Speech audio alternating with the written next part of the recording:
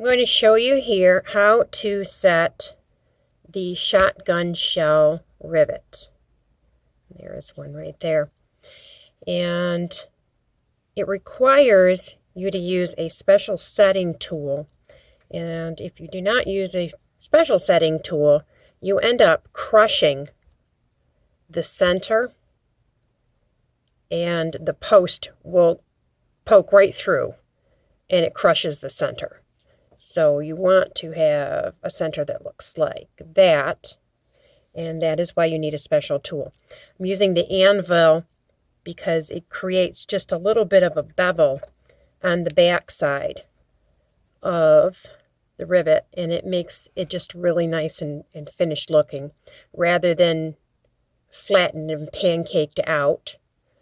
It gives a bevel there. So what we do is we've got a hole drilled, and we're going to put the post through and then the cap on. We set it on top of the little anvil, and I've got this anvil set on top of my large anvil, and I've set them both without the anvil and with the little anvil, and I actually like the way the cap looks, or the post looks on the back, better when it is set with the little anvil. So I'm going to use a brass hammer, and I'm going to tap that down. You tap it down just about the entire way. And to finish it off, I'm going to use the rubber mallet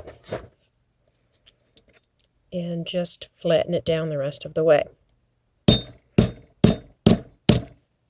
Not too hard, because you don't want to crush it. And that is how you set the shotgun rivets.